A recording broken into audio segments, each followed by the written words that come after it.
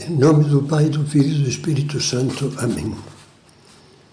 Vinde, Espírito Santo, enchei os corações dos vossos fiéis e acendei neles o fogo do vosso amor. Enviai o vosso Espírito e tudo será criado, e renovareis a face da terra.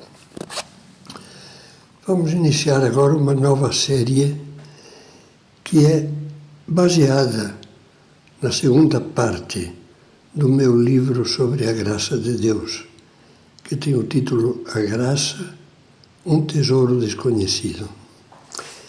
Na primeira parte falo da doutrina sobre a graça, aprofundando um pouco na teologia da graça. A segunda parte fala da correspondência nossa à graça de Deus. E eu vou basear quase toda ela numa parábola de Jesus. O tom dessa segunda parte, que estamos iniciando agora em forma de podcast, o tom é o de um retiro espiritual. Quer dizer, quem acompanhar inteirinha essa série de meditações sobre uma parábola de Cristo, como veremos é a parábola do semeador, poderá fazer um retiro espiritual. E comecemos com uma lembrança. Nunca me esqueci de uma imagem muito cara a São José Maria Escrivá, que eu lhe ouvi pessoalmente pela primeira vez, já faz algum tempinho, uns dias de verão na Itália, em agosto de 1954.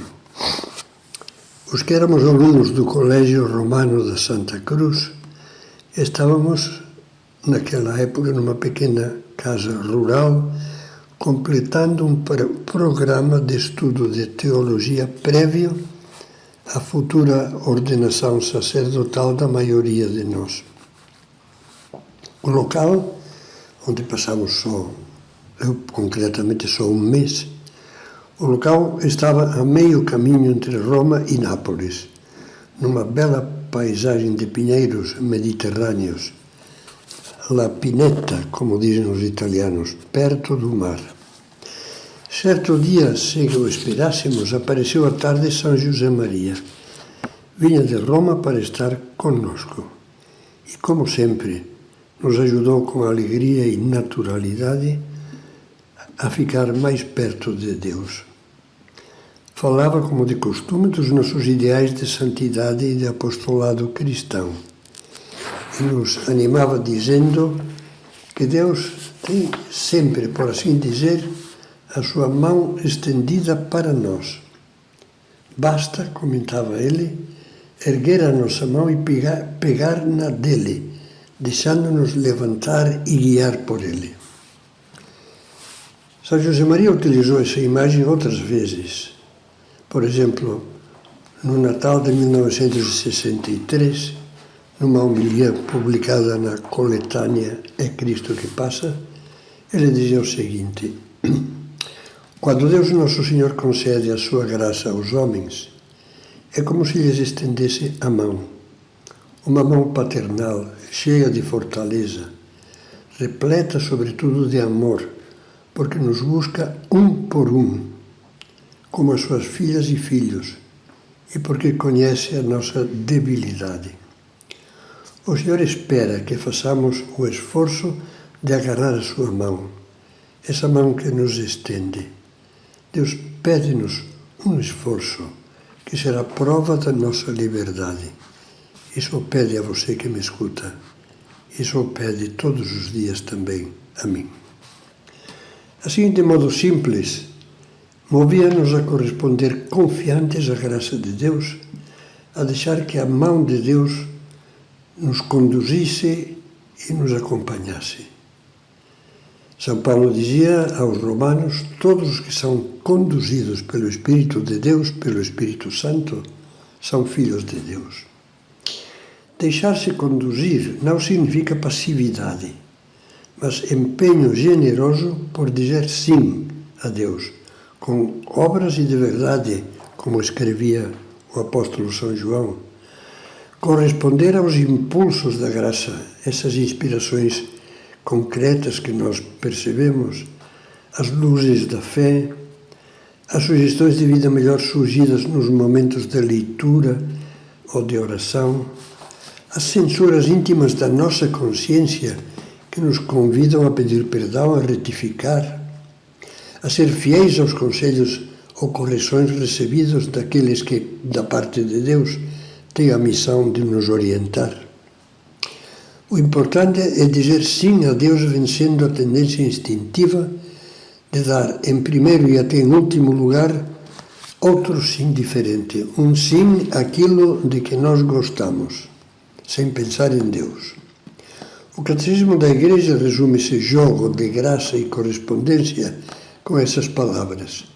A livre iniciativa de Deus pede a resposta livre do homem, pois Deus criou o homem à sua imagem, conferindo-lhe com a liberdade o poder de conhecê-lo e amá-lo. A alma só pode entrar livremente na comunhão do amor. Pense que Deus não está parado. É uma fogueira de amor, Deus. Sempre ativo, poderíamos dizer, crepitando, voltado para cada um dos seus filhos. Jesus dizia: meu Pai opera, trabalha sempre, e eu também. Essa é uma maneira de dizer que Ele nunca cessa de agir, de nos procurar, como exprime bem uma conhecida passagem do Apocalipse, muito bonita. Cristo que diz: eis que estou à porta e bato. Se alguém ouvir a minha voz e abrir a porta, entrarei em sua casa e cearei com ele e ele comigo. Cear, participar juntos de uma mesma mesa, na linguagem bíblica significa intimidade, amizade, amor. De nós, Deus só espera que o nosso coração escute os seus chamados e abra a porta. Podemos abri-la, podemos mantê-la fechada. Dizíamos que corresponder é um ato da nossa liberdade, e Deus ama a liberdade, que é um grande dom que Ele nos concedeu. Que Deus ama a nossa liberdade fica patente no Evangelho pela frequência com que Jesus utiliza o condicional se. Se alguém ouvir a minha voz, acabamos de ler, e abrir a porta. Se alguém quer vir após mim, como dizendo, se alguém livremente quer me seguir, se quer ser perfeito, porque podes não querer. Se alguém tem sede, venha a mim. Podemos morrer de sede espiritual e esquecer-nos de Deus. Se alguém quer me servir, o Senhor habitualmente não impõe, mas expõe e convida. É significativo que várias vezes nos compare a convidados e não fale de comandados. Diz-nos que o reino de Deus se assemelha a um rei, a um personagem que preparou um banquete e convidou a muitos. Vinde, está tudo preparado. Mas todos começaram a se desculpar. Os convidados não quiseram ir. Deste modo, deixa claro que ele deseja uma resposta de coração e não uma obediência meramente formal. Todos nós, em qualquer circunstância da vida, temos o poder de dizer sim ou não àquilo que Deus nos pede, sabendo que Deus é, entre aspas, Deus é honesto. Isto é, que sempre que nos pede alguma coisa, por muito difícil que seja, Ele nos dá a graça necessária para praticá-la. Eu peço a Deus que, ao acompanhar esta série de meditações, em todas elas escutemos o apelo de São Paulo. Exortamo-vos a não receberdes em vão a graça de Deus. Para isso, perguntemo-nos: meu Deus, eu te escuto ou te silencio na minha alma? Que triste alma que, mesmo sem dizer, está dizendo lá no fundo: meu Deus, cala a boca. O que tenho feito até agora, o que tenho feito, meu Deus, com a tua palavra e a tua graça? Eu amo a graça, eu a procuro, eu a aproveito ou a desprezo. Como eu poderia ganhar maior delicadeza para captar, Senhor, o que esperas de mim e ter mais generosidade para praticá-lo. Para facilitar esse exame de consciência, tomaremos como pauta, como já anunciava, uma parábola de Jesus, que ilustra bem a correspondência à graça e à palavra de Deus, a parábola do semeador. Procuraremos meditá-la com a disposição de espírito de quem faz um retiro espiritual, já anunciava isto, num diálogo muito sincero, com a nossa alma a sós com Deus. Peçamos desde já a ajuda do Espírito Santo a fim de vivermos o que o Catecismo da Igreja aconselha sobre a meditação.